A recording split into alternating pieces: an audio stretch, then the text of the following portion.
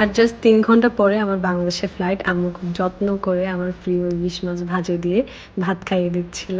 And অনেক, অনেক উপদেশ দিচ্ছিল কিভাবে চলবো, না চলবো, দুষ্টুমি না করতে, অযথা বের না হতে, আজ কারো সাথে যেন ঝগড়া না হয়।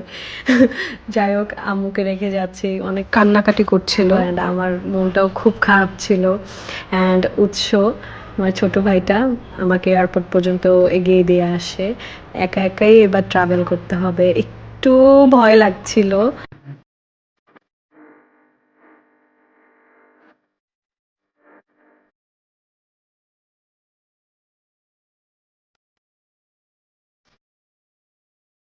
লাস্টবার টার্কিশ এয়ারলাইন্সে করে ইউএসএ তে এসেছিলাম। এবার কুয়েত এয়ারলাইন্সে করে বাংলাদেশ যাচ্ছি।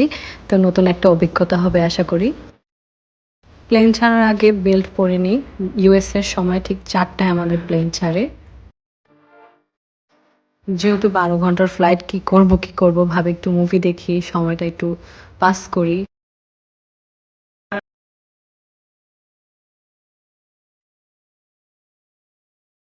মুভি দেখতে দেখতে ডিনারও সার্ভ করে দেয়। প্রথমে পাইনাপল জুসটা খেলাম, দেন একটা সুইট কর্ন ছিল, সুইট কর্নটা অনেক মজার ছিল। সাথে চেরি টমেটোটা ছিল, একটু টক টক ছিল, বাট সব মিলে কম্বিনেশনটা অনেক জোস ছিল। এইবার এই চিকেন স্টেকটা কি বলবো, অনেক ফ্লেভারফুল ছিল। এরপর এক টুকরো ব্রেড দিয়ে একটু গ্রেভিটা ট্রাই করি, ভালোই ছিল। অ্যান্ড এরপর যতটুকু ব্রেড ছিল ওইটা দিয়ে আবার একটু বাটার দিয়ে খাই।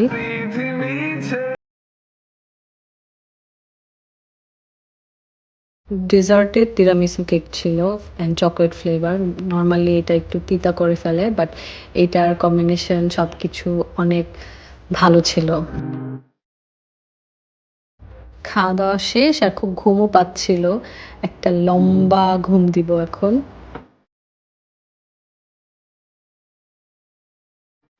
একটানা প্রায় ৫ ঘন্টা ঘুমালাম, বাট এখনো দেখি ৫ ঘন্টার মতো বাকি প্রায় পৌঁছতে। তো ভাবলাম ওয়াশরুমে গিয়ে একটু ফ্রেশ ট্রেশ হয়ে নিই।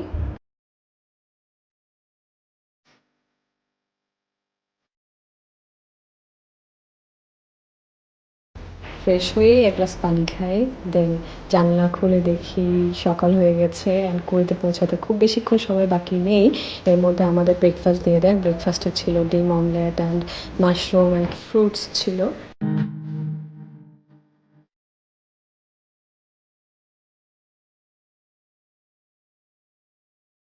জেলি, বাটার অ্যান্ড হচ্ছে তোমার ব্রেডের সাথে খুব সুন্দর মতো মেখে টেকে খাই।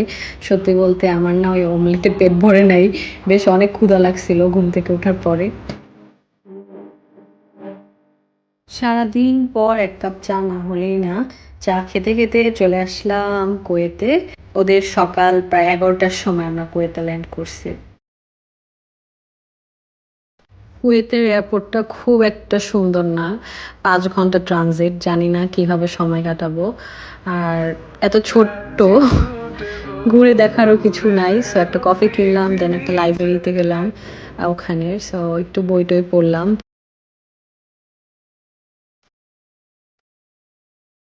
আমি বেসিকলি ঘুরে ঘুরে মেকআপ সেক্টরটা খুঁজছিলাম অ্যান্ড পেয়ে গেলাম, তাও খুব বেশি নাই। লাইক ডিওর অ্যান্ড শ্যানেল কয়েকটা জাস্ট আউটলেট আছে। সো এর মধ্যে আমার একটা লিপস্টিক খুব ভালো লেগে যায় শ্যানেলের, অ্যান্ড এটা আমি কিনে নিই। And just see the colour, অনেক অনেক সুন্দর। Anything else? Nope. ঘুরতে ঘুরতে চোখ পড়লো ব্রাজিলের জার্সির উপর, সো ওইটাও কিনে নিলাম। অ্যান্ড এই তো কিনে টিনে আবারও গিয়ে ওয়েট করছিলাম প্লেনের জন্য। এত বোরিং লাগছিল সত্যি কথা বলতে, সময় কাটছিলই না মনে হচ্ছে। খুব খুশি খুশি লাগছিল মনে মনে। আর কিছুক্ষণ পরই বাংলাদেশ চলে যাব। অনেক অনেক ভালো লাগছিল, কতদিন পর যাচ্ছি নিজের দেশে। প্লেন ছাড়ার সাথে সাথে আমাদেরকে ডিনার দিয়ে দেয়। ডিনারে ছিল ল্যাম্ব বিরিয়ানি। এটা কিন্তু অনেক মজার ছিল, আমি এতটা এক্সপেক্ট করি না, বিকজ নর্মালি ওদের খাবারগুলো ডেকোরেশন এত সুন্দর হয় বাট অত একটা মজা হয় না, বাট এটা সত্যি অনেক ইয়ামি ছিল। ডেজার্টটা খুব একটা ভালো লাগেনি সত্যি বলতে, কেমন যেন একটু মিষ্টিও কম ছিল, পায়েসের মতো খেতে। এরপর পনির টেস্ট করলাম। একটু ঘুমানোর চেষ্টা করলাম, বাট কোনোভাবেই ঘুম আসছিল না, কারণ অনেক এক্সাইটমেন্ট কাজ করছিল। আর মাত্র 5 ঘন্টা বাকি। এই তো চলে আসলাম। এখন একটা মজার ব্যাপার, একা একা ট্রাভেল করতে কেমন লাগে, রাইট? খুবই ভালো একটা অভিজ্ঞতা। একা একা চলাফেরার মজাই আলাদা, সত্যি কথা বলতে। বাকি ব্যাগগুলোর জন্য ওয়েট করছিলাম, সেগুলো সব গুছিয়ে টুছিয়ে নিয়ে এখন আমরা যাচ্ছি মেন গেটের দিকে। অ্যান্ড আমার ফ্রেন্ডরাও সবাই চলে আসছে অলরেডি।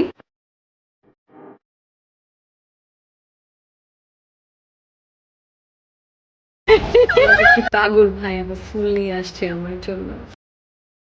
কতদিন পর আমরা ঢাকার বাসায় যাচ্ছি। আর এই যে ব্যানসান